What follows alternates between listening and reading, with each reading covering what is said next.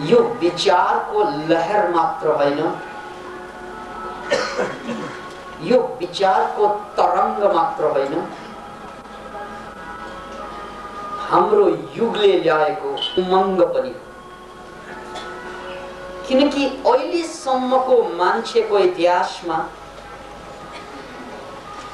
या त आफूलाई बदल्नेतिर लागे मान्छे, या त संसारलाई बदल्नतिर जोतिए मान्छे। संसारलाई बदल्न चाहनेहरूले आफूलाई बदल्ने आवश्यकता ठानेनन् र जानेनन् कसरी बदल्ने। आफूलाई बदल्न जान्नेहरूले संसारलाई बदल्ने आवश्यकता मानेनन्।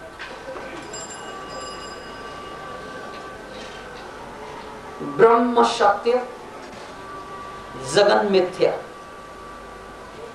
शंकराचार्य को यह वचन, उमा मैं कहूं अनुभव अपना, ब्रह्म सत्य जगत सब सपना। यो जगतलाई सपना मानी, सपनालाई सजाउनु पर्दैन, सपनालाई सिंगार्नु पर्दैन, सपनालाई बनाउनु पर्दैन। सपनाबाट मुक्ति पाउनको लागि उठेको छ। जा, तिमी सुतिरहेका छौ र त समस्या भोगिरहेका छौ। तिम्रो नाइटमेयर, दुस्वप्न, तिम्रै सुसुप्तिको परिणाम। यो नाइटमेयरबाट मुक्ति पाउने कोसिस नगर, जाग्ने प्रयास गर। किनकि जाग्यौ त सपना सपना रहँदैन। चाहे त्यो दुस्वप्न होस् या सुस्वप्न होस्, जाग्यो कि सक्यो। मात्र आवश्यकता छ जाग्नुको, मात्र देरी छ, कमी छ जाग्नुको। त्यसकारण जाग, जाग, जाग।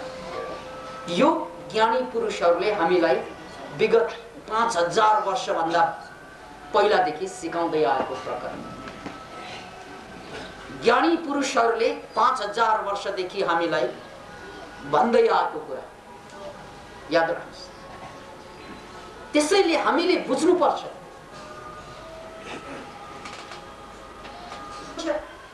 त्यसकारण तिमी सपनालाई सजाउने कोसिस नगर, तिमी सपनामा सिंगार गर्ने प्रयासमा नजुट। तिमी उठ, किनकि उठे सपना टुटिन्छ र जो जागरणमा आउँछ त्यो स्वयं ब्रह्म बन्छ। यो अध्यात्मको चरम दर्शन हो, जसलाई वेदान्त भनिन्छ। वेदान्त, वेदान्तको एउटा परिभाषा, वेद माने ज्ञान र अन्त माने समाप्ति। जहां वैचारिक भावनात्मक अनुभव गम्य ज्ञान समाप्ति हुन्छ, त्यहाँ ब्रह्म ज्ञान को उदय हुन्छ। याद राख्नुहोस् यो शब्दलाई, जहां वैचारिक एवं अनुभव गम्य दुवै, जहां वैचारिक एवं अनुभव गम्य ज्ञान को समाप्ति हुन्छ, त्यहाँ ब्रह्म ज्ञान को प्रकट हुन्छ। त्यसकारण पतंजलिको सूत्र छ, योगश्चित्तवृत्ति निरोधा। वेदांत दर्शन को पराकाष्ठा, तर त्यो वेदांत का कुराहरू जान्ने मान्छे, बुझ्ने मान्छे यो धरतीमा कति थिए? 5000 वर्ष भन्दा पहिला लिखित इतिहास छन् अहिले पनि। याद राख्नुहोस् यसलाई। अहिले पनि नाना धर्मावलम्बीहरू, नाना नव सम्प्रदायहरू उदय हुँदैछन्, रोकिएको छैन त्यो। र सबैले अहिले पनि त्यही 5000 वर्ष पुरानो शब्द दोहोर्याउँदैछ आफ्नो भाषामा, आफ्नो शैलीमा, आफ्नो तर्कमा, पुरानै कुरा आफ्नै भाषामा दोहोर्याउँदैछन् उनीहरू।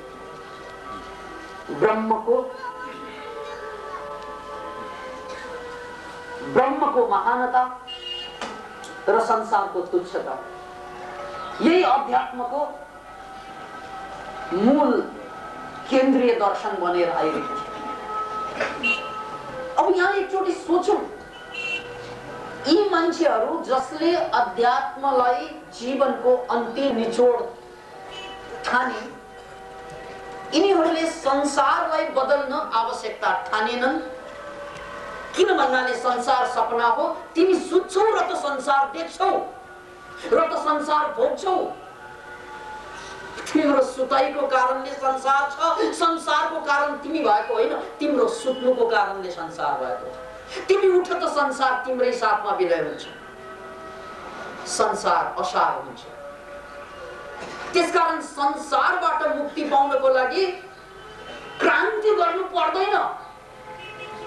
न श्वेत क्रान्ति, न रक्त क्रान्ति, न हरित क्रान्ति, न पीत क्रान्ति। पीत भनेको झुटो क्रान्ति, जसरी पीत पत्रकारिता जस्तै यो पीत क्रान्ति पनि छ। क्रान्तिको नाउँमा भ्रान्ति बाँड्ने क्रान्तिलाई पीत क्रान्ति भनिन्छ। त्यसैले याद राख्नुहोस्, यी क्रान्तिका झमेलामा फस्नु पर्दैन यार, जागिर पुग्छ जा। त्यसैले बुद्धको पालामा, कृष्णको पालामा र अहिले रजनीश र साई बाबाका पालामा पनि धरती सिंगारिए। धरती अझै पनि सिंगाने छ, हिजो पनि थियो। त्यो सिंगाने धरती हिजो पनि थियो र त बुद्धले भन्नु पर्यो चोरी नगर्नु, किनभने गर्छन्। नगरेको भए नगर्नु भन्नु पर्दैन। यदि त्यो समाज, बुद्ध समाजमा मान्छे चोरी नगर्दो हुँदो हो त कि चोरी नगर्नु भाइ भन्दो, भन्नै पर्दैन। नगर्ने मान्छेले नगर्नु भन्नु पर्दैन। चुरोट खानेलाई को नखानु भन्यो, नखाने मान्छेले नखानु यार भन्नै पर्दैन। रक्सी पिउनलाई पनि प्लिज रक्सी छोडो भन्नुपर्छ। अब पिउँदै नपिउनलाई प्लिज छोडो भनेर के छोडो? याद राख्नुहोस्, बुद्धको समयमा पनि रक्सी नखानु, यानी सुरामेर यमज पमाडठान वेरमणि सिक्खापदं समादयामि। त्यहाँ पनि सुरा मेरा यमज यानी नशालु पदार्थहरू नखानु भनेर बार बार भन्थे। खूब खान्थे मान्छे, खूब खान्थे र त बुद्धले नखानु बार बार भन्थे भन्ने पर्छ। मुसावाद वेरमणि सिक्खापदं समादयामि। म आजबाट अहिलेबाट झुट बोल्दिन भन्नु पर्ने त्यो बेला पनि, किनभने झुट पल पलमा बोलिन्थ्यो त्यो बेला पनि। मैले बुद्धको अदालतमा बौद्धहरू पुस्तकमा लेखेको थिएँ कि संसारमा सबभन्दा बढी झुट बोल्ने मान्छे बौद्धहरू भए। किन त भन्नाले अरूले झुट बोल्दिन भनेर भन्दैन। बौद्धहरूले त बिहान आँखा खोल्नासाथ बुद्धको प्रतिमा अगाडि बसेर प्रभु आजबाट म झुट बोल्दैन भने त्यहाँबाट झुट सुरु गर्छ। उनीहरूको झुट बिहानको दूध जस्तै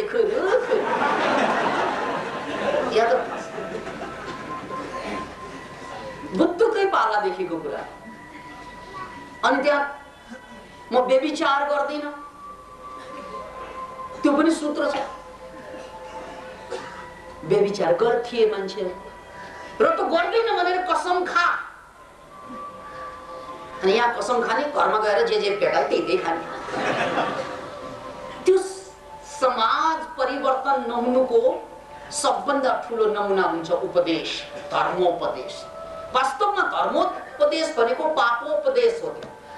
किन भन्नाले पाप गर्छन् मान्छेले, अनि त्यो पाप नगर्नु भनेर भन्नुपर्छ नि, त्यसकारण त्यो पापकै उपदेश हो, नगर। तर यो पनि कुरा बुझौँ, जुन कुरा नगर्नु भनिन्छ त्यो कुरा नगरी छोड्दैनन् मान्छेले। जुन कुरा मनाही हुन्छ त्यही कुरा गर्ने हो मान्छेले। त्यो नागार्जुनको कथा मैले धेरैपल्ट भनेको छु। नागार्जुन कहाँ एकजना व्यक्ति आए, प्रभु मलाई दीक्षा दिनुहोस्, शिष्य बनाउनुहोस्। गुरुले भने ठिक छ, भोलि बिहान नुहाएर शुद्ध वस्त्र लाएर मौन बसेर र बाँदरलाई नसम्झेर। सामान्य कुरा हुन्छ प्रभु।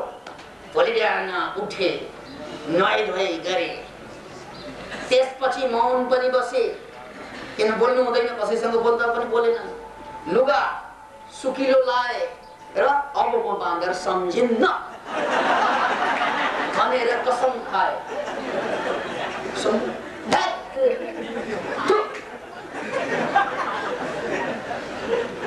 अब भोलि आज त गुरु कहाँ जान्छ, त्यो पनि महान ज्ञानी गुरु कहाँ, सबै कुरा थाहा होला, अन्तर्यामी जो। भोलि बिहान आज उठ्ना साथ आज त म बाँदर सम्झिँदै सम्झेर गयो। याद रखो सिमरालाई, जब से तुझे भुलाने की कसम खाई, पहले से ज्यादा तू और याद आई।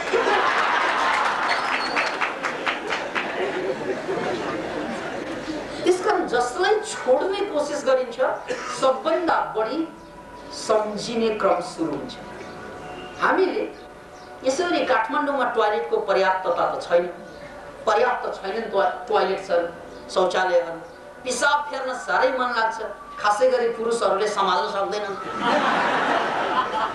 त्यसकारण कहाँ पिसाब गर्ने भनेर खोज्दै जाँदा जहाँ पिसाब गर्न मनाइ छ यही ठोक।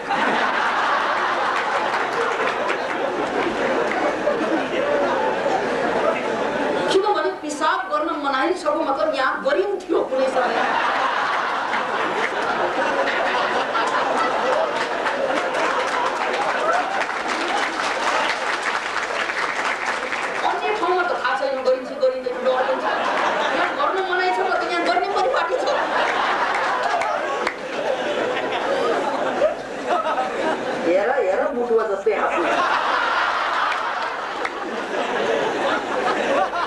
आफ्नो विगत याद आयो होला।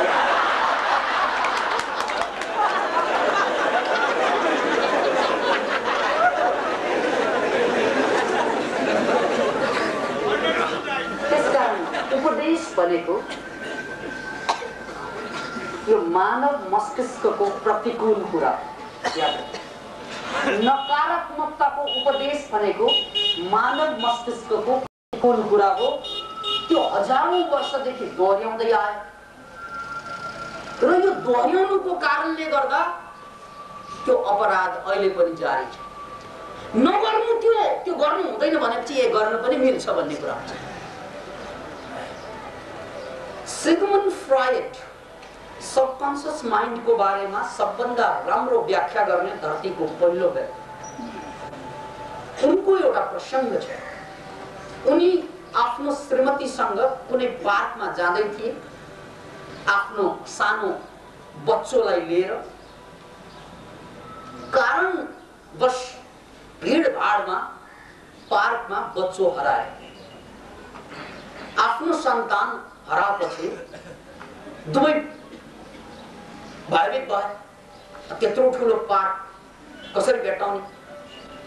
अनि त्यत्तिकैमा यताउता खोज्दा खोज्दै दुवै कायल भए।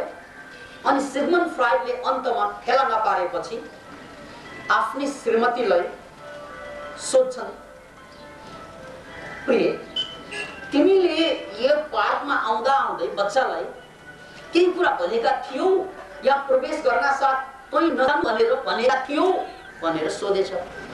श्रीमतीले यसरी विचार भनेको थिएँ मैले, किनभने त्यहाँ एउटा पोखरी छ, त्यो पोखरीको बीचबाट फोहरा उठिरहेछ, त्यहाँ चाहिँ बारसार भट्किरहेको कारणले गर्दा त्यहाँ पानीमा डुब्ला भनेर मैले यहाँ भित्र पस्दा फोहरामा नजाऊ भनेर भनेको थिएँ मैले भन्न साथ सिगमन्ड फ्राइड चाहिँ याहू गरे।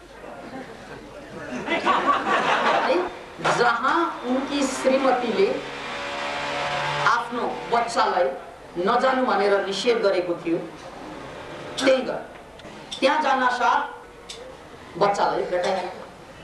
किन भन्न साथ यसको जवाफ हुन्छ, जुन ठाउँमा नजानु भनिन्छ त्यो ठाउँमा नगई छोड्दैनन् मान्छे।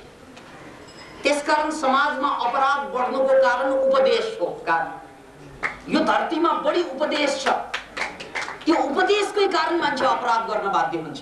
कि यो नगर त्यो नगर के गर्ने भने लिस्ट हो त्यो। उपदेश भनेको के गर्ने भन्ने लिस्ट बन्छ त्यो याद। किन भन्नाले नगर भनेपछि त्यो गर्छन् मान्छे। त्यो अपराध थोरै मान्छेले गर्थे, गर्नु त गर्थे, त्यो अपराधका भागीहरूले मात्रै गर्थे। तर जब त्यहाँ नगर्ने कुरा आउँछ, त्यहाँ अपराध नगर्ने मनोविज्ञान भएका मान्छेहरूको लागि पनि त्यो चुनौती बन्छ, च्यालेन्ज। अनि मान्छेको मस्तिष्कको संरचना हो च्यालेन्जलाई स्वीकार गर्ने। जहाँ च्यालेन्ज छ त्यो युवा मस्तिष्कले त्यसलाई तोड्ने प्रयास गर्छ। बुढा मस्तिष्कले गर्दैन त्यो। उमेरले बुढा हुँदैनन् मान्छे, यो पनि बुझ्नुहोस्। बुढा हुनु भनेको च्यालेन्जलाई स्वीकार गरेन भने मस्तिष्क बुढा। त्यसैले मानव जातिको सबभन्दा ठुलो कुरो भनेको मस्तिष्क, र यो मस्तिष्कमा जति बढी च्यालेन्ज हुन्छ त्यो त्यति चाहिँ शक्तिशाली तरुण मान्छे। त्यसकारण हामीलाई कुनै चिज नगर भन्यो भने गर्न मन लाग्छ। यद्यपि त्यो कामै नलाग्ने भने पनि हामी गर्छौँ। किन भन्नाले त्यहाँ नगर भनेको छ। मैले यस्ता यस्ता धनाढ्यहरू चाहिँ भेटेका छौँ जसले करोडपति, तर बजारमा गएपछि स्याउ केरा यस्तो एउटा चोरी गरेर ल्याउँछ। अब त्यो चोरी गरेर ल्याउने रोग पनि छ, क्लिप्टोमेनिया। चोरी गर्ने नै अनिवार्य रूपमा चोरी गर्ने त्यो रोग छ, त्यसलाई क्लिप्टोमेनिया भन्छ। त्यो क्लिप्टोमेनियाको कुरा छोडौँ, क्लिप्टोमेनियाकहरूले त गर्छन् त्यो रोग हो। मैले रोगीहरूको कुरा गरेको छैन, एकदम भरापुरा मान्छे तर चोरी गरेर ल्याउँछ अनि गर्वसाथ चाहिँ मलाई सुनाउँछ, सायद आज त मैले एउटा स्याउ चोरी गरेँ। कसले भन्दैछ? करोडपति। अनि उनी बडा सामसँग भन्छन्, सर त्यो किनेर त दिनदिनै खान सक्छु, जति पनि पैसा छ, त्यो चोरी गर्दा मलाई मजा लाग्छ। किन भन्नाले त्यो उसलाई छलेर छकाएर स्वाट्ट चाहिँ गोजीमा हाल्दा मलाई आत्मसम्मान बढ्छ। ओहो, म पनि केही गर्न सक्छु। याद राख्नुहोस् यो कुरा। त्यसकारण कतिपय मान्छेले अपराध यस अर्थमा पनि गर्छ, त्यो गर्नु हुँदैन भनेको कारणले पनि। जसरी हामीले मुत्नु हुँदैन भनेपछि मुत्छौँ, हिसाब गर्न मनाइ छ भनेपछि गर्छौँ। त्यस्तै मान्छेको मनोविज्ञान सिगमन्ड फ्राइडले त्यो घटनाबाट प्रमाणित गरेको। छोरी अथवा छोरो कहाँ हराउँछ त भन्नाले त्यही हराउँछ जहाँ जानु हुँदैन भनेर आमा बाउले बढी चाहिँ निषेध गर्छ। त्यसकारण तपाईँले छोराछोरीलाई चाहिँ कतै चाहिँ पक्राउनु छ भने कहाँ नजानु भनेको त्यो एउटा लिस्ट बनाउनुहोस्। ती ठाउँमा खोज्यो भने पुग्छ। जहाँ नजानु भनेको छ उनीहरू नगई छोड्दैनन्। यो मान्छेको मनोविज्ञान हो। अब मैले यहाँहरूलाई अध्यात्मकै सन्दर्भमा कुरा गर्दै थिएँ कि धरतीलाई बदल्नु पर्दैन। किन भन्नाले धरती भनेको सपना हो भनेर सिकाउने यो अध्यात्म, र धरती बाहेक केही पनि छैन, जे देखिन्छ त्यो बाहेक केही पनि छैन भनेर सिकाउने यो भौतिक विज्ञान, भौतिकवाद। यो दुईवटा अतिबाट यो संसार सञ्चालित छ।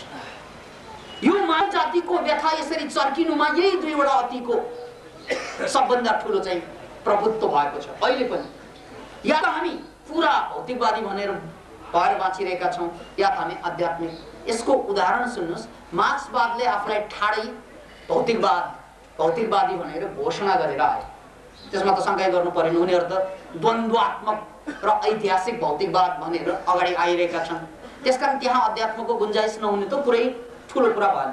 अब मार्क्सवाद बाहेक धरतीमा थुप्रै राजनीतिक व्यवस्थाहरू छन्, तर कुनै पनि व्यवस्था आध्यात्मिक व्यवस्था छैन, सबै भौतिकवादी। धरतीमा कुन व्यवस्था छ जो आध्यात्मिक व्यवस्था छ? छैन। याद राख्नुहोस्, अध्यात्म र धर्म फरक छ। फेरि कतै धार्मिक शासन होला, त्यो पनि अध्यात्म होइन, त्यो साम्प्रदायिक शासन हो। त्यसकारण धार्मिक शासनको कुरा गरेको होइन मैले। एउटा कुरा, धार्मिक शासन खौमेनीले पनि चलायो, त्यो धार्मिक शासन हो, आध्यात्मिक शासन होइन। त्यसैले यो धरतीमा कुनै पनि राजनीतिक व्यवस्था अहिले पनि आध्यात्मिक छैन। राजनीतिको संरचना नै अधार्मिक, राजनीतिको संरचना नै अनआध्यात्मिक। कुन हाम्रो एजुकेसनको सिस्टम छ जुन आध्यात्मिक छैन? सबै शिक्षा अनाध्यात्मिक। याद राख्नुहोस्। त्यस्तै हामीले बाँचिरहेका यो संसारमा सबै कुरा अहिले त्यो जम्मै अनाध्यात्मिक छ, कुनै पनि आध्यात्मिक छैन। त्यसकारण मान्छे अतिमा गइहाल्छन्। किन भन्नाले यो अनाध्यात्मिक कुराले मान्छेलाई शान्ति दिँदैन। सम्पत्ति देला, शक्ति देला, पद देला, प्रतिष्ठा देला, तर शान्ति दिँदैन, आनन्द दिँदैन, स्वास्थ्य दिँदैन, नदिएपछि मान्छे अतिमा जान्छ। र हामी जम्मै अतिवादका शिकार भयौँ। राजनीतिको नाउँमा, शिक्षाको नाउँमा, सबैको नाउँमा हामी अतिवादको शिकार भयौँ। यसुसले अहिले पनि 20औं शताब्दीमा साई बाबा, 21औं शताब्दीमा पनि साई बाबा नै हुनुहुन्छ, रजनीश हुनुहुन्थ्यो, कृष्णमूर्ति आउनुभयो, कति कति महान महान महान अध्यात्मवेत्ताहरू हुँदा हुँदै पनि हाम्रो धरतीमा युद्ध कम भएन, हाम्रो धरतीमा आतंक कम भएन। याद राख्नुहोस् यो कुरालाई, हाम्रो धरतीमा विनाश कम भएन, रोग कम भएन, हाम्रो धरतीमा अशान्ति कम भएन। यो धर्म एक ठाउँमा छ, अध्यात्म एक ठाउँमा छ, हामी अशान्ति छँदै छौँ। किन भन्नाले अध्यात्मवादीलाई संसार सुधार्नु नै छैन पहिलो, अनि भौतिकवादीहरू आफू नै खत्तम छ, संसार बनाउने भन्छ। बाहिर आफू लङ्गडो छ, ऊ दौडिने कुरा, अरूलाई दौडाउने कुरा गर्छ। त्यसकारण यो भौतिकवाद र अध्यात्मवादको एउटा पीडा हामी मानव जातिले भोगिरहेका छौँ। दुवै लङ्गडा छ। त्यसैले हामीले भन्नुपर्छ कि कुनै बुद्ध पुरुषले भन्दा यो संसार सपना हो भन्दाखेरि त्यो झुटो बोलेको होइन, सत्य त हो त्यो। किन भन्नाले संसार सपना त हो, तर सपना भए यो सबै हामी आध्यात्म मान्छेहरू आस्था राख्ने भक्तहरूलाई यसबाट स्वाटै जगाइदिएको भए त हुन्थ्यो, संसार सुधार्नै पर्दैन। तर त्यस्तो हुँदैन। चाहे तपाईँ रजनीशको फलोवर बन्नुहोस्, या तपाईँ साई बाबाको फलोवर बन्नुहोस्, या तपाईँ कोही पनि धर्मगुरुको फलोवर बन्नुहोस्, संसार झुट भन्दै रहला उनीहरूले। तर संसार झुट हो भने सत्य के हो देखाइदिउन् भने पनि कसैले पनि सक्दैन। अहिलेको व्यथा यही हो मानव जातिले। यद्यपि साई बाबा जस्ता प्रखर अध्यात्म पुरुषहरूले भनेको कुरा ठिकै हो, सबभन्दा ठुलो कुरा आध्यात्मिकता हो, आत्मबोध हो, ठिकै कुरा हो। 5000 वर्ष अगाडि पनि त्यही भनिन्थ्यो, अहिले पनि भनिँदैछ, गलत होइन। तर आत्मबोध ठुलो कुरा हो भने जमातका जमात मान्छेले आत्मबोध गराउने बाटो होइन। त्यसकारण या त यो संसारको अधिकांश मान्छेलाई आध्यात्मिक बनाइदिनु पर्यो, आत्मबोध गराइदिनु पर्यो, ताकि संसार झुट भनेर उनीहरूलाई थाहा हुन्छ, अनि उनीहरूले त्यो गल्ती गर्दैन, अपराध गर्दैन। या त होइन, मैले संसारको सबै जमातलाई जगाउन सक्दैन, थोरै मान्छे मात्रै जाग्ने हो भने संसार सुधार्न अवश्य पर्छ, त्यसको विकल्पै छ। संसार सपना हो तर दुस्वप्न भयो हामीलाई। सपना त राम्रो कुरा पनि हुन सक्छ। त्यसकारण संसार सपना हो, तर कस्तो सपना? दुस्वप्न, नाइटमेयर। बाउले पनि पीडा दिन्छ, आमाले पनि पीडा दिन्छ, दाइले पनि दिन्छ, भाषाले पनि दिन्छ, जातिले पनि दिन्छ, राष्ट्रले पनि दिन्छ, धनले पनि दिन्छ, गरिबीले पनि दिन्छ, सबै कुराले दुःख दिने यो दुस्वप्नको संसार। दुःख नदिने ठाउँ नै छैन क्या।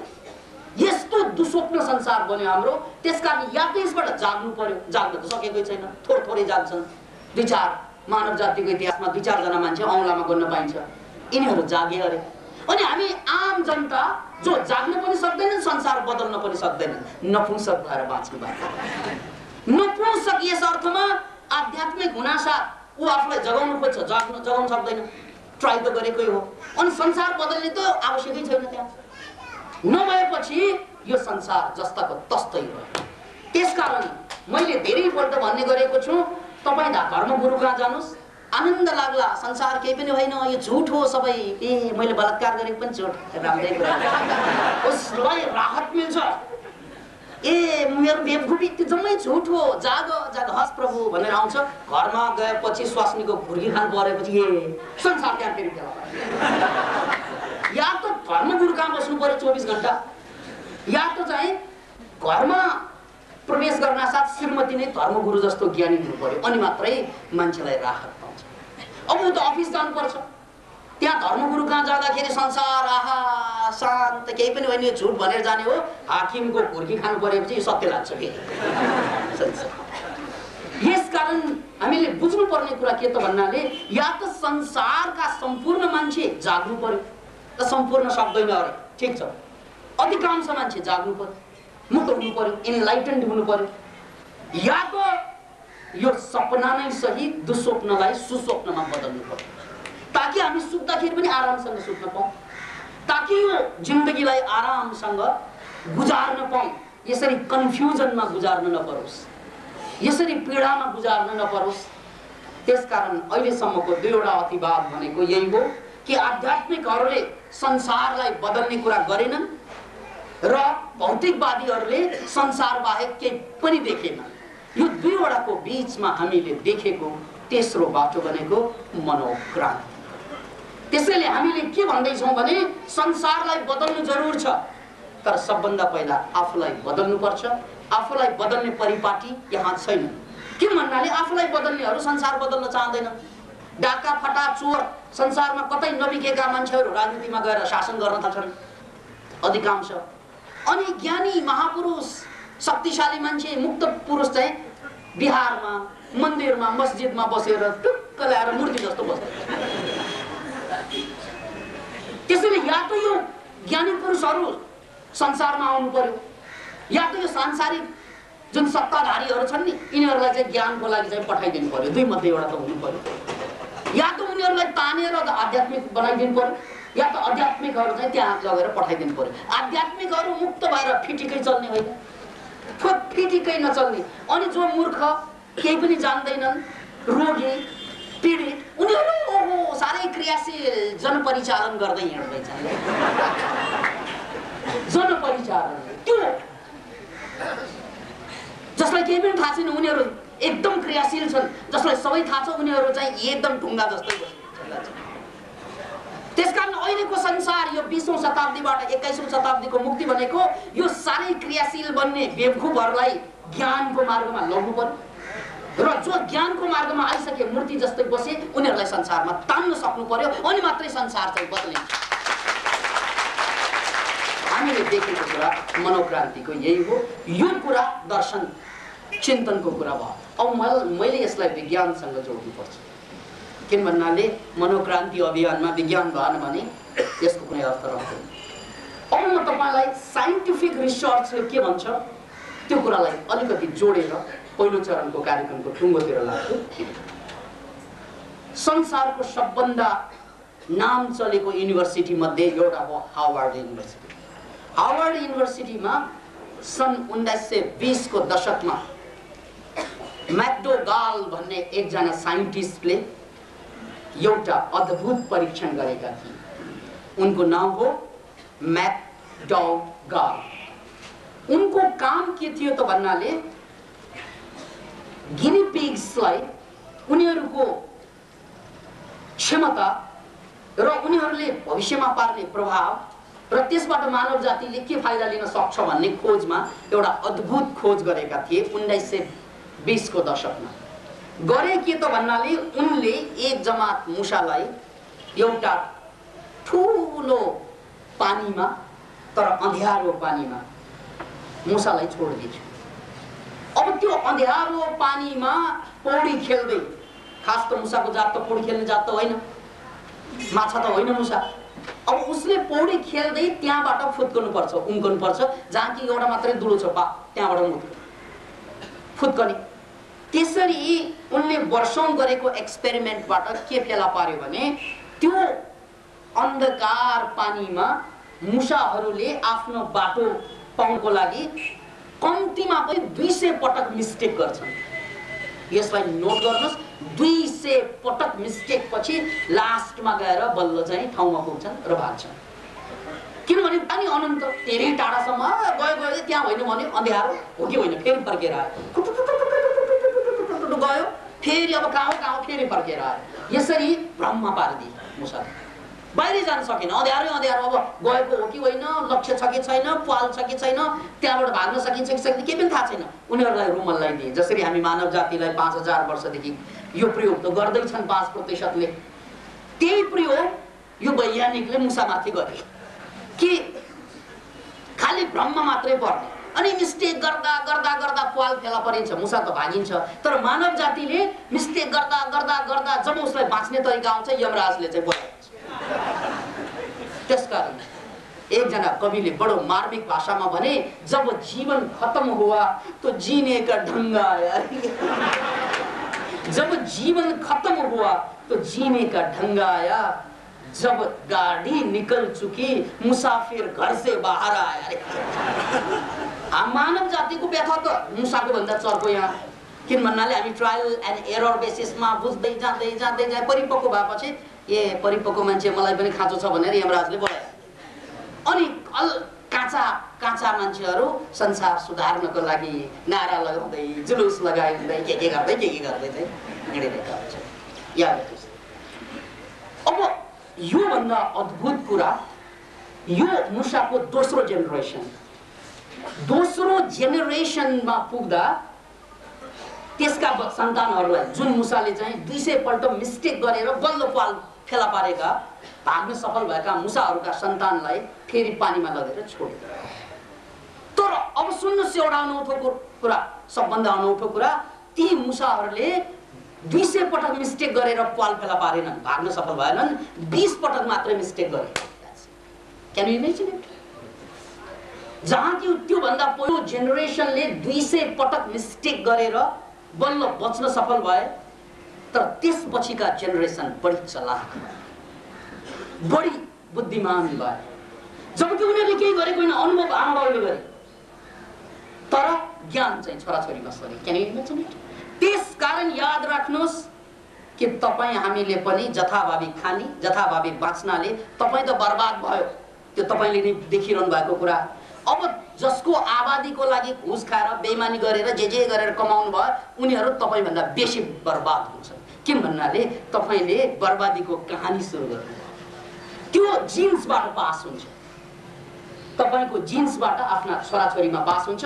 त्यसकारण तपाईँ साह्रै बेवकुफ जाहिल खत्तम जिन्दगी बाँच्नु भयो भने त्यो तपाईँमा सीमित हुँदैन, तपाईँका छोराछोरीमा 10 गुणा 20 गुणा बढ्छ। त्यसकारण बाउ मूर्ख भयो भने छोरा महामूर्ख भएर निस्कन्छ, बाउ क्रूर भयो भने छोराछोरी महाक्रूर भएर निस्कन्छ। मोर चान्सेस यदि उसले त्यस्तै सङ्गत पाइरह्यो भने। अब सङ्गत फेरियो भने त डाकु पनि ऋषि बन्छ, त्यो बेग्लै कुरा। तर सङ्गतको कन्टिन्यू भयो भने बाउ भन्दा छोरा कहिले पनि कम हुँदैनन्। त्यसैले हामीले अहिले पनि भन्छौँ नि, हाम्रा नयाँ जेनेरेसन, नयाँ पुस्ताका मान्छेहरू, बालकहरू अचेलका साह्रै चलाक छन्। हाम्रो जेनेरेसन भन्दा अहिलेका जेनेरेसन नयाँ चाहिँ बालकहरू 5-6 वर्षमा उनीहरूले जुन कुरा गर्छन्, उनीहरूले जुन ट्यालेन्ट देखाउँछन्, त्यो हामीलाई अचम्म लाग्छ।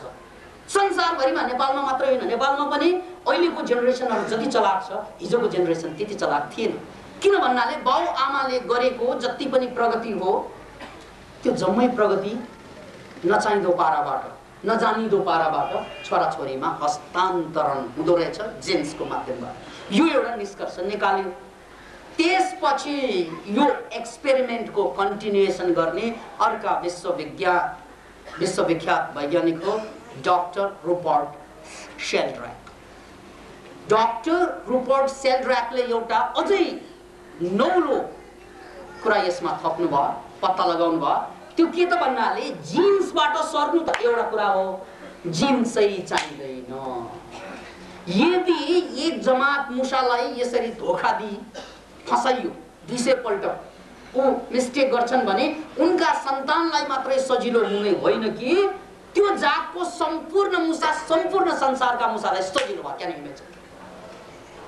अब सोच्नुहोस्, त्यही जातको मुसालाई अब फेरि चाहिँ पानीमा हालिदियो भने, चाहे लन्डनमा होस् या नेपालमा होस् या कुनै पनि ठाउँमा होस्, मुसालाई पानीमा हाल्न साथ उनीहरू चाहिँ चलाक हुन्छन्, सन्तानै हुनु पर्दैन। किन त? भनौँ यो अमेरिकामा एक्सपेरिमेन्ट भयो, तर लन्डनको मुसामा पनि त्यो क्यापासिटी कसरी डेभलप भयो? पहिलो जेनेरेसनले 200 पटक मिस्टेक गरे, दोस्रो जेनेरेसनमा त्यही मुसाका जातहरूमा, चाहे लन्डनको होस् या नेपालको होस् या भारतको होस्, चलाक भइसक्यो। हेर्नुहोस् है, अब यहाँबाट चाहिँ विज्ञान अध्यात्मतिर आउन थाल्छ। साइन्स अब बिस्तारै चाहिँ विद्या अध्यात्ममा मर्ज हुन थाल्छ, फ्युजन हुन थाल्छ। किन भन्नाले वैज्ञानिकहरूले अहिलेसम्म सोच्नै नसकेको कुरा यसबाट के पत्ता लाग्यो भने मान्छे होस् या प्राणी होस्, उनीहरूको मस्तिष्कमा जे घटना घट्छ त्यो घटनाको एउटा वेव बन्छ, तरङ्ग बन्छ, प्रकम्पन बन्छ, फिल्ड बन्छ। त्यसलाई उनले नाम दिए मर्फोजेनिक फिल्ड, मर्फिक रिजोनेन्स। डाक्टर रुपर्ट सेल्ड्र्याकले दिनुभएको साइन्टिफिक नाम हो मर्फिक रेजोनेन्स अथवा मर्फोजेनिक फिल्ड। त्यो फिल्ड बन्दो रहेछ र त्यो फिल्ड भनेको संसारको सम्पूर्ण ठाउँमा कनेक्टेड हुन्छ। कनेक्टेड भएको कारणले गर्दा जसरी यहाँबाट हामीले चाहिँ बटन दबाउँदा त्यहाँको चाहिँ रेडियो अथवा चाहिँ कतैको रेडियो अथवा टेलिभिजन चलाउन सक्छौँ, त्यस्तै कुनै पनि जात वर्गमा यदि ज्ञान आयो भने त्यो ज्ञान अन्य त्यही जातका मुसाहरूमा जसको ब्रेन फ्रिक्वेन्सी मिल्छ सर्ने रहेछ। अब इन्ट्रेस्ट मुसाबाट मान्छेमा आयो। मान्छेमा पनि हुन्छ कि मुसामा मात्रै हुने? मुसामा मात्रै हुने हो भने ठुलो कुरा भएन। मान्छेमा हुने हो भने त हामीले मानव जातिलाई पुनर्व्याख्या गर्न सकिने भयो, अध्यात्मलाई पुनर्परिभाषित गर्न सकिने भयो। डाक्टर रुपर्ट सेल्ड्र्याकले 15 वर्ष लगाएर खोज गरे मान्छेमा कसरी यो लागू हुन्छ कि हुँदैन। अनि उनले के गरे त भन्नाले जापानका विद्यार्थीहरूले गाउने जापानिज गीत, एउटा नौलो गीत जो अहिले सबभन्दा बढी गाइन्छ स्कुलमा, एउटा त्यस्तो गीत पिकअप गरे, सङ्कलन गरे। त्यसपछि परम्परागत रूपमा जापानमा जुन गीत गाइन्थ्यो, बच्चाहरूले गाइने गीत, त्यो पनि पिकअप गरे, सङ्कलन गरे। अनि त्यसपछि अर्थ अनि बर्थका जापानिज शब्द जोडेर बनाएका गीतलाई पनि पिकअप गरे। 3 किसिमका गीत। यो टेक्निकल कुरा भएकोले अलिकति ध्यानपूर्वक यसलाई मनन गर्नुहोस्, चिन्तन गर्नुहोस्। एउटा गीत चाहिँ परम्परागत रूपमा पहिलादेखि बच्चाहरूले गाउँथे, अहिले छोडिसके। अर्को गीत अहिले गाउँदैछ, नयाँ गीत, तर बच्चाहरूले नै गाउने गीत। अनि अर्को गीत अर्थ अनि बर्थको शब्दको अर्थ नभएको गीत। त्यो 3वटा गीत अमेरिकाको एउटा एक्सपेरिमेन्ट गर्ने थलोमा बालकहरूलाई सिकाउन थाले। याद राख्नुहोस्, अमेरिकन कुनै बालकले इङ्ग्लिस बाहेक जापानिज जान्दैन। उनीहरूलाई त परम्परागत गीत पनि थाहा छैन, अहिले चलेको पनि थाहा छैन, अनि त्यो अर्थ र बर्थको पनि थाहा छैन। अनि त्यो ट्रेनिङ दिने मान्छेलाई पनि थाहा दिएन। के भन्नाले थाहा दियो भने पक्षपात हुन्छ। त्यसकारण त्यो ट्रेनरलाई पनि थाहा दिएन बच्चाहरूलाई समान रूपमा एउटा समयमा परम्परागत गीत सिकाइदिने जुन अहिले चल्दैन जापानमा, अनि अर्को समयमा अहिले चलिरहेको गीतलाई दोहोऱ्याइदिने, अनि अर्को समयमा त्यो अर्थ अनि बर्थको गीतलाई चाहिँ दोहोऱ्याइदिने। किन भन्दा 3वटा गीतमा अर्थ छैन अमेरिकनहरूको लागि। किन भन्नाले उनीहरूलाई थाहा छैन त्यो गीत। यस एक्सपेरिमेन्टको पछिल्लो परिणाम के निस्क्यो भने ती बालकहरू, जापानिज बालकहरू जसलाई बिल्कुलै इङ्ग्लिस, ती अमेरिकन बालकहरू जसलाई बिल्कुलै जापानिज भाषाको ज्ञान छैन, जापानी भाषाको बिल्कुलै अर्थ शब्द थाहा छैन, ती बालकहरूमा अहिले जापानमा चलिरहेको गीत जुन कि उनीहरूले बिल्कुलै सुनेको छैन, त्यसलाई सबभन्दा छिटो पिकअप गरे। यसको अर्थ के त भन्नाले एक जमात मान्छेले जुन कुरालाई दोहोऱ्याइरहेको हुन्छ संसारको अर्को कुनामा बस्ने, कहाँ जापान अमेरिका भनेको यस्तो हेर्नुहोस् त, 2 पूर्व पश्चिम, यसरी विपरीत ध्रुवमा बसेकाहरूलाई पनि तार चाहिँदैन, ट्रेनिङ चाहिँदैन, शिक्षा चाहिँदैन, केही पनि चाहिँदैन। उनीहरूले चाहिँ त्यो रेजोनेन्सको कारणले गर्दा, त्यो मर्फिक फिल्डको कारणले गर्दा, मर्फोजेनिक फिल्डको कारणले गर्दा ग्रहण गर्दो रहेछ। याद राख्नुहोस्, यसको अर्थ के निकालियो भने यदि एक जमात मानव जातिमा हिंसाको भाव फैलियो भने त्यो अर्को जमात मान्छेले पनि पिकअप गर्छ। नेपालमा माओवादीहरूले हिंसात्मक आन्दोलन चलाउनु अगाडि नेपाल साह्रै पिसफुल देश मानिन्थ्यो। यद्यपि त्यो शान्तिको कुनै अर्थ छैन, म अहिले पनि भन्छु। त्यो बेला पनि मान्छे मानसिक रूपमा दुखी थिए, पीडित थिए, त्यसकारण त्यो मुर्दा शान्ति भन्छु म। तर त्यसपछि जब हिंसात्मक अभियान चल्यो, शान्ति भङ्ग भयो, अब माओवादीहरूले मात्रै बन्दुक उठाउने होइनन्, माओवादीले मात्रै हिंसा गर्ने होइनन्, यो देशमा हिंसाको कुरा आउन साथ हरेक मान्छे बन्दुक तलवार खुकुरी लिएर निस्किहाल्छ। वाइ कहिले सोच्नु भयो? माओवादीहरूले बन्दुक त बोके, उनीहरूको सिद्धान्तै बोक्यो, त्यसमा बहस गर्नु पर्दैन। तर गैर माओवादी मान्छे जो चाहिँ शान्तिको पक्षधर होलान्, जो बुद्धकै अनुयायी पनि होलान्, उनीहरू पनि झगडा गर्न थाल्यो भने अब बन्दुक खोज्छन्, त्योभन्दा माथि बम खोज्ला। केही भएन भने पनि ढुङ्गा मुढाले छाङछुङ भाङभुङ पार्न चाहिँ खोज्छन्। यति हिंसात्मक भइसकेका छौँ हामी। वाइ कहिले सोच्नु भयो त्यो हो एक जमात मान्छेमा हिंसाको लहर उठेपछि अर्को जमात मान्छेले पनि त्यो हिंसालाई ग्रहण गर्छ। तर यहाँ एउटा ठुलो तर छ। त्यो के त भन्नाले हिंसाको अभ्यास, अर्को भाषामा हिंसाको अभ्यास गर्दा ब्रेनको वेभ बिटामा रहँदैन। बिटा वेभमा हामी विचारशील हुन्छौँ, तर्कशील हुन्छौँ, गणितपूर्ण हुन्छौँ। तर जब हामी अल्फा र थेटामा जान्छौँ, अल्फा र थेटा वेभमा गएपछि विचार सिचार सब खत्तम, भावना मात्रै हुन्छ, त्यहाँ फिलिङ मात्रै हुन्छ। त्यसैले यो जसले बन्दुक उठाए, बम पड्काए, हिंसा र हत्या गरे, उनीहरूले त्यो वारदात, हिंसाका वारदातहरू बिटामा गरेका होइनन्, उनीहरूले अल्फा थेटामा गरेका हुन्। र हामी पनि अहिले जम्मै मान्छेहरू त्यति हिंसात्मक देख्दैनौँ। हामी अहिले पनि देख्दैनौँ बजारमा। किन देख्दैनौँ त भन्नाले अहिले उनीहरू बिटामा विचार गर्दैछन्, सोच्दैछन्, चिन्तन गर्दैछन्, मनन गर्दैछन्, त्यसकारण हामी देख्दैनौँ। तर यदि मौका आयो, उनीहरू इमोसनल भयो भने उनीहरू बिटाबाट स्वाट्टै अल्फा थेटामा पुग्छन्। र त्यो बेला उनीहरूले अब गाली मात्रै गर्दैनन्, हिजो अस्ति जस्तै रिसाउने मात्र, रिस मात्रै देखाउँदैनन्, उनीहरूले बन्दुक चलाउन खोज्छन्। किन भन्नाले त्यो वेभ, त्यो मर्फिक फिल्ड यहाँ बनिसकेको छ। अब तपाईँको खैरेट छैन। तपाईँ रिसायो कि हिजो जस्तो चाहिँ छोरा रिसाएर चाहिँ घर छोडेर जानेवाला छैन, मारेर जान्छ। याद राख्नुहोस्। अब बाउ रिसायो भने हिजो जस्तै छोड्नेवाला छैन। स्वास्नी लभरहरू रिसायो भने त्यतिकै छोड्नेवाला छैन। हामीले पढिरहेका छौँ आत्महत्या गरेर 7 वर्षको बच्चा, त्यो पनि सुन्यौँ। किन त भन्नाले त्यो वेभ बनिसक्यो। बी केयरफुल, यो वेभ, यो हिंसाको वेभ बनिसक्यो। त्यसकारण जब जब हामी हिंसात्मक अवस्थामा पुग्छौँ त्यो वेभलाई च्याप च्याप च्याप च्याप समाउँछौँ। जसरी ट्युनिङ हुन्छ रेडियो टेलिभिजन, त्यस्तै हामीमा, हाम्रो माइन्डमा ट्युनिङ हुन थाल्छ त्यो वेभ, अनि हामी हिंसात्मक हुन्छौँ। याद राख्नुहोस् यो हिंसाका कुरा। तर ठुलो तर यहाँ हिंसाको वेभ मात्रै जन्मिएको छैन। फेरि यहाँ क्रान्तिको वेभ मात्रै होइन, मनोक्रान्तिको वेभ पनि छ। त्यो पनि नोट गर्नुहोस्।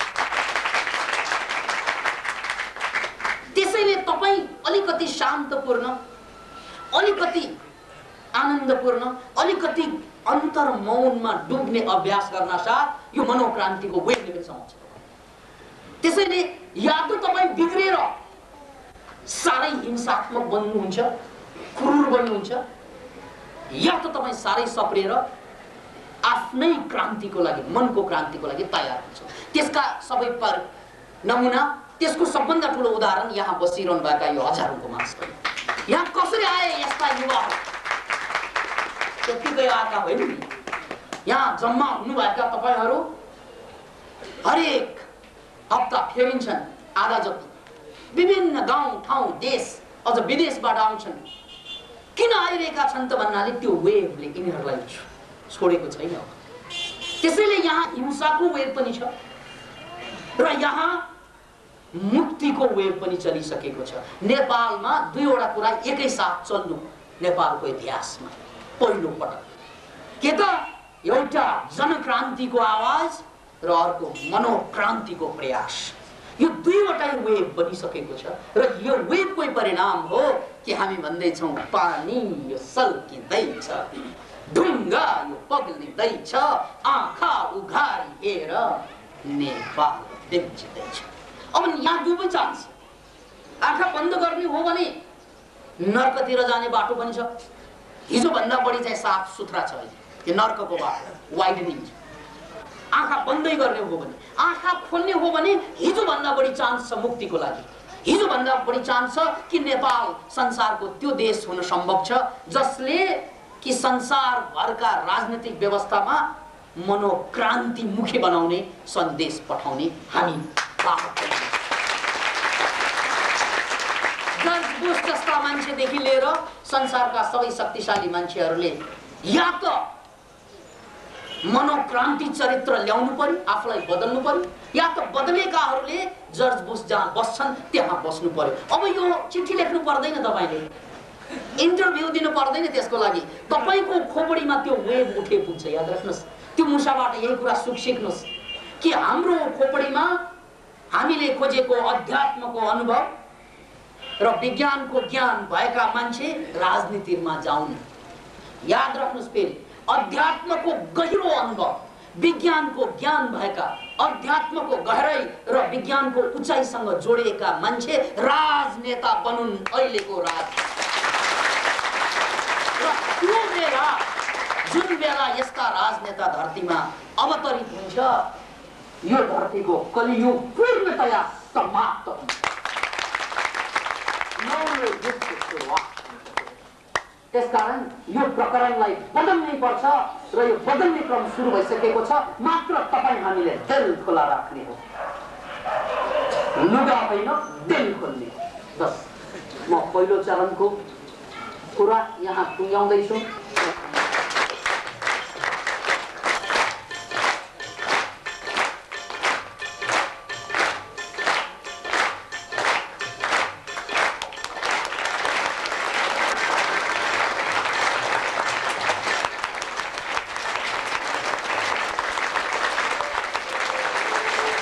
चिन्तन पनि छैन मलाई, मैले नै अलिक कपाल पनि दुख्छ त्यहाँ डुब्न थाल्यो भने।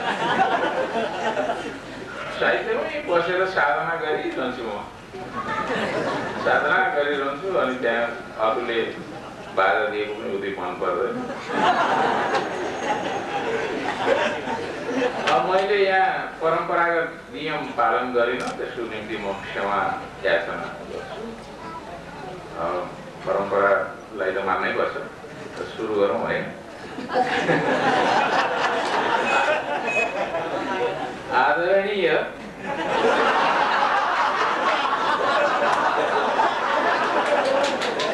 योगीज्यू, मञ्चमा आसीन प्राध्यापक लाटो साथीज्यू तथा प्रबुद्ध युवा अनुहारहरू, म पहिला आउने बित्तिकै यहाँ आएर यसो बस्न खोजेको थिएँ। बस्न आउने बित्तिकै सबैले थपडी बजाउन थाल्नुभयो। त्यो थपडीको आवाजले मलाई धेरै वर्ष अगाडि लग्यो। जति बेला म एउटा क्रिस्चियनहरूको विद्यालयमा अध्ययन गर्थेँ, त्यति बेला त्यहाँ केही कुरा भयो भनेदेखि त्यही लयमा थपडी बस्थ्यो। SUMCORDA गर्दै मलाई त्यसैको सम्झना भयो र म फेरि पनि बालक हुन पुगेँ। कस्तो खुसी लाग्यो मलाई। सम्भवतः मनोक्रान्तिको प्रारम्भ पनि त्यहीबाट हुन्छ होला। मैले पाएँ भनौँ, किनभने मैले त त्यति सुन्ने मौका पाएको थिइनँ। उहाँको कुनै प्रवचन सुन्ने मैले मौका पाएको थिइनँ। पुस्तकहरू मात्रै देखेको थिएँ र त्यति गम्भीरतापूर्वक मैले अध्ययन गर्न पनि पाएको छैन। मैले अघि नै भनिहालेँ, मेरो क्षेत्र ज्यादै नै सीमित छ। ज्यादै नै सीमित क्षेत्रमा म अचेल उद्बुन्टिएको छु, गुटपुटिएको छु। र कहाँसम्म भने म राजनीतितिर साह्रै नै ध्यान दिने मान्छे भए तापनि राजनीतिबाट पनि विरक्त भएर कोटेमा बसेर सारा पश्चिमका जनता एक चिम्टी नुन नपाएर, एक गेडो अन्न नपाएर विदेश गइरहेका छन्। कर्णाली नदी जस्तै बगेर गइरहेका छन्, गण्डकी नदी जस्तै बगेर गइरहेका छन्। आज हाम्रा यहाँका ठुला बनाउँदाहरू टायर बालिरहेछन्।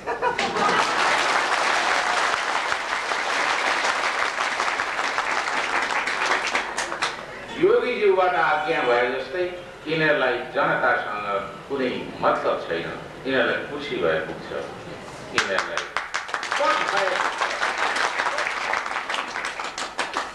लुट्दा लुट्दा निचोड्दा देशै कोप्रो भइसक्यो। यिनीहरूलाई अझै लुट्ने चिन्ता छ, अझै प्रधानमन्त्री हुने चिन्ता छ।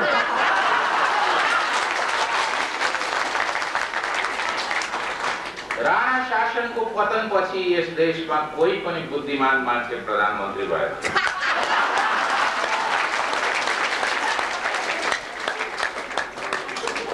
यो जङ्गबहादुर राणा जसले देशलाई एउटा मर्यादा दिएको थियो, ती चन्द्र शमशेर जसले हाम्रा राजालाई हिज म्याजेस्टी बनाएका थिए, नभए उनी कहाँ हिज म्याजेस्टी, हिज लर्डशिप मात्रै।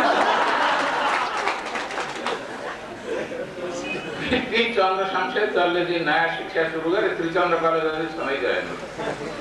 चन्द्र ज्योति बत्ती बाल्ने हुनै हुन्, त्यो गाडी ल्याउनु हुनै हुन्, कति कति काम गरे। उनी त अब प्रतिगामी हुन्। अहिलेको कुन चाहिँ प्रधानमन्त्रीले के चाहिँ गर्यो? एउटा अलिअलि हाम्रो वायुयान उड्दैथ्यो, त्यसलाई पनि धमिरा काण्ड लगेर धमिरा लगाएर राजनीतिको बारेमा कुरा गर्दिनँ, किनभने म अघि नै भनिसकेँ राजनीतिमा विरक्त भइसकेको।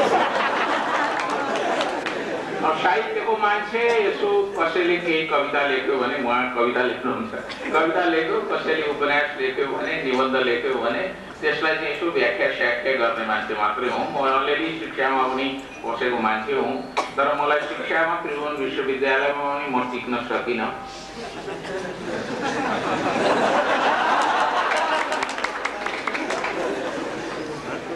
मैले बस्नु पर्थ्यो अमेरिकामा पुगेको थिएँ। म उहीँ बस्दा पनि भन्दै थिएँ, बसिनँ किनभने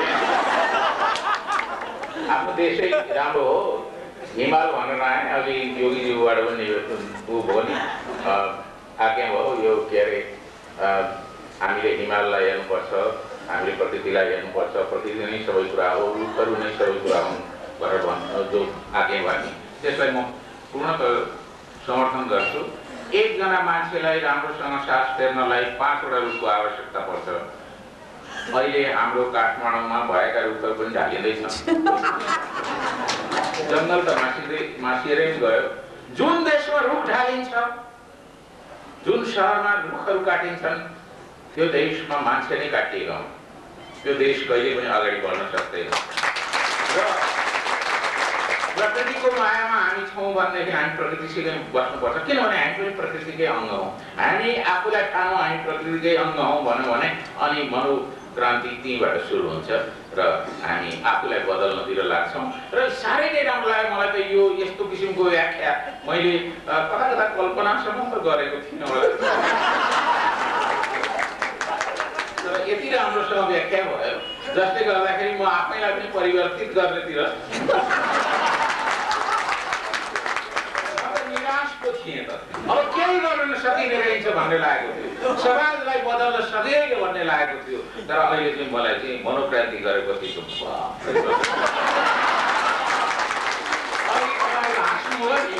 हाँस्दाखेरि मैले एउटा कहाँ कता त्यस्तो हाँसो सुनेको थिएँ, कस्तो रमाइलो लागेको थियो। मलाई लागेको मान्छेहरू यसरी सामूहिक रूपले हाँस्न सक्छन् र सारा दुःखलाई बिर्सेर हाँस्न सक्छन्।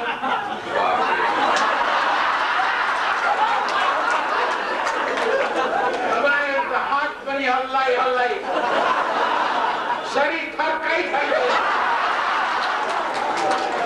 हाँस्नु पर्छ,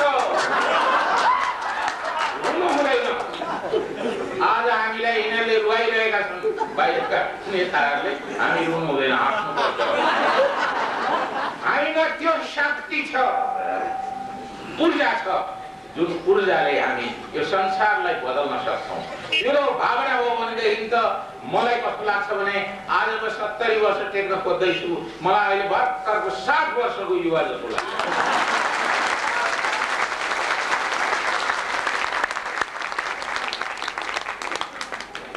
मेरो कलममा त्यो ऊर्जा आओस् जुन ऊर्जाले चाहिँ म 7 वर्षको युवक भएर संसारलाई परिवर्तन गर्दछु।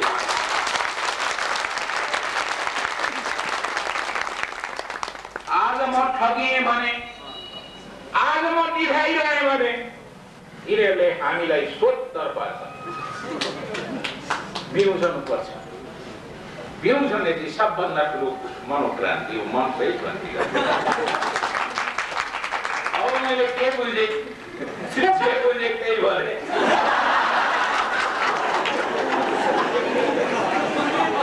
आध्यात्मिकता का पनि कमजोरीहरू रहेछन् थाहा पाइयो। म अमेरिका पुगेको थिएँ एउटा ठुलो सम्मेलन हुँदै थियो नेपालीहरूको। त्यसमा एकजना यहाँ कविता लेख्ने मान्छे व्यापार गर्थे, तर व्यापारमा कति कमाए ठकठाक गरे अनि यहाँ अमेरिका पुगे। दाढी पालेका थिए,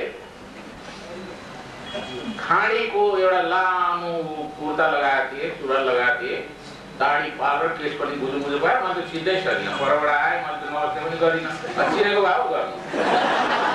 पहिला उनी आएर मेरो गोडा समातेर गुरुज्यू भन्थे। अब त्यसलाई अब कसरी चिन्नु मैले? चिनेकै भए पनि म त गएर पहिला त ढोग्ने त थिइनँ उनलाई। त्यहाँबाट उनले तानाजी तपाईँले मलाई चिन्नु भएन भनेर भने। त्यहाँबाट मैले कस्तो यो अहम भएको मान्छे रहेछ जस्तो लाग्यो नि। त कसरी चिन्नु? मैले पनि चिनिनँ। म क्या त म फलानु हुँ भनेर।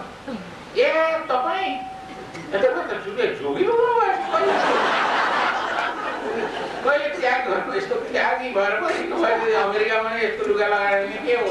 होइन म योग सिकाउँछु, म यहाँ एउटा योगको आश्रम खोलेको छु अमेरिकामा, म योग सिकाउँछु भन्नुभयो।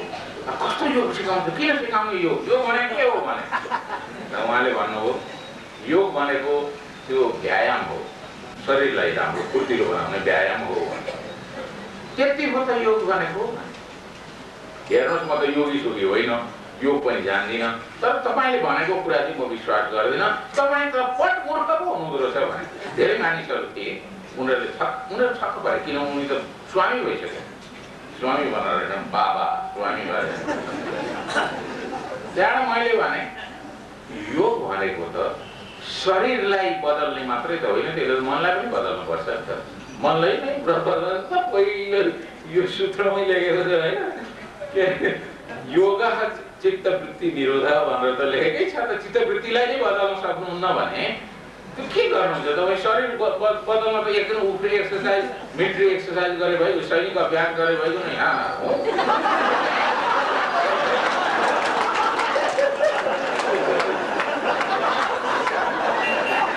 आज्ञा चक्रमा आँखा लगेर अथवा मूलधार चक्रमा ल्याएर किन गरिरहनु पर्यो बेकार? त्यही शरीरलाई परिवर्तन गर्न त होला, मनलाई परिवर्तन गर्न त होला नि। त्यतातिर जानुहुन्न भने के योगी हुनुहुन्छ तपाईँ? धिक्कार छ तपाईँलाई भने मैले अलिक छुट्छु भनिहाल्छु त्यसै। यता समालोचक पनि भन्नुभयो ठुलो भनेर भन्नुभयो, ठुलो त म होइन। परीक्षा दिँदाखेरि त्यति ठुलो समालोचक पनि होइन, केही पनि होइन, म केही जान्दै जान्दिनँ। अलिअलि अघि यसो लेख्न चाहिँ सानैदेखि सिकेको हुनाले लेख्नै गर्ने, अब नलेखी बस्न सक्दिनँ, त्यसमा लेखेको मात्रै हो। तर नराम्रो चाहिँ कुरा काहीँ देखेँ भने छुचो क्या म त्यहाँ अलिअलि देखाइहाल्छु, यो चाहिँ यसमा चाहिँ पुगेन है भनेर त्यसलाई चाहिँ व्यङ्ग्य गरिहाल्छु अथवा लेखिहाल्छु। राम्रो छ भने राम्रो भनिदिन्छु, नराम्रो भने भित्तै पुर्याएर भनिदिन्छु।